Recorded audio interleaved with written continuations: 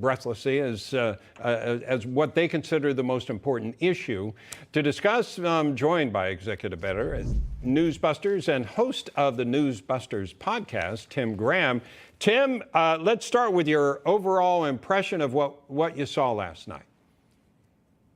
Well, it reminds you, especially the video they assembled of the invasion of the Capitol, what a serious thing it was. Absolutely. What a frightening thing it was if you were a member of the Capitol Police or if you were a member of Congress.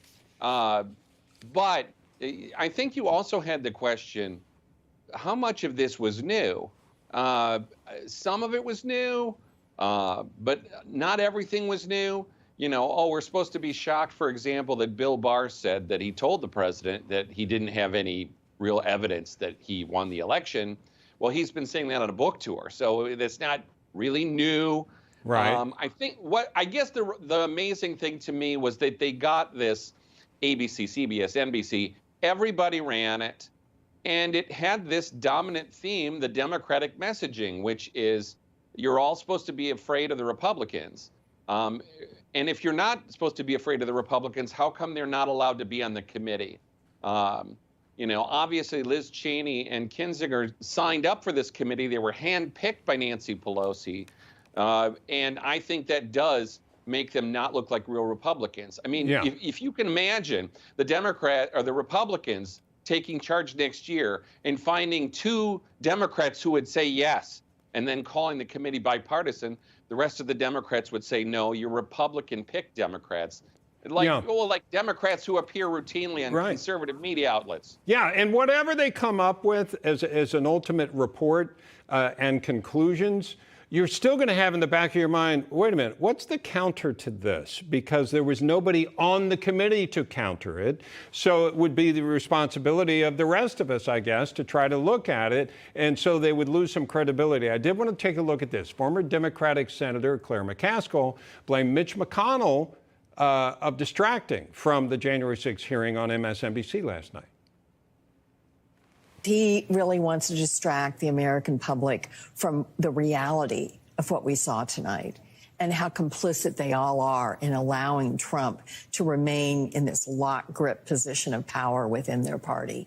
And I think he's hoping that the high gas prices and the inflationary pressures in our economy will be enough to make people forget and just want to change out the Democrats. What do you think of that? It's always bad to try to say the opposing party really likes the country to suffer. Mitch McConnell really wants this inflation. He loves this inflation. And I think to say that somehow he was complicit, he loves Trump, I think forgets the fact that on January 6th, McConnell was very forceful in saying that the riot was a terrible thing. He was. And by the way, it was. The riot that went into the Capitol and the things that they did there were a bad thing.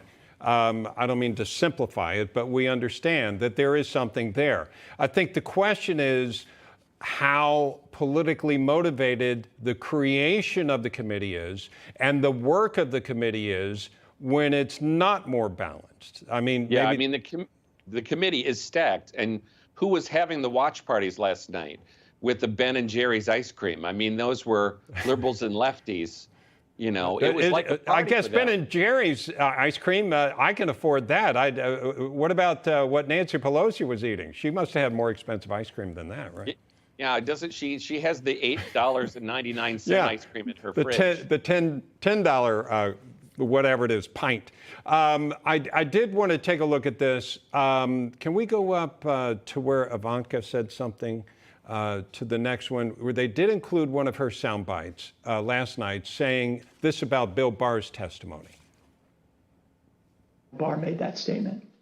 It affected my perspective. I respect Attorney General Barr. So I accepted what he was saying.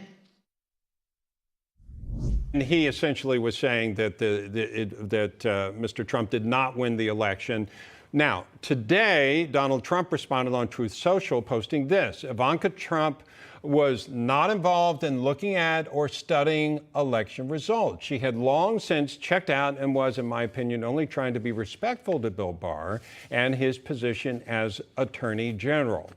Of course, this was just a tiny portion of an edited clip from Ivanka, which was interesting because I'm sure they have hours and hours, and they were taking just a little bit. Feels like a highly produced television show, doesn't it?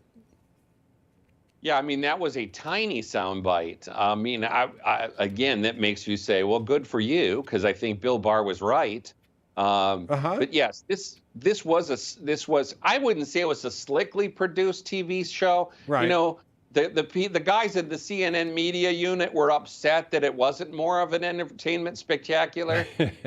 You know, it wasn't that exciting, and especially when you start with this monologue by Benny Thompson for 10 minutes, probably had people standing right there. That God bless him, I respect him, but man, he went into I was thinking what he's talking about has nothing to do with why we're here. He was trying to make it that way, but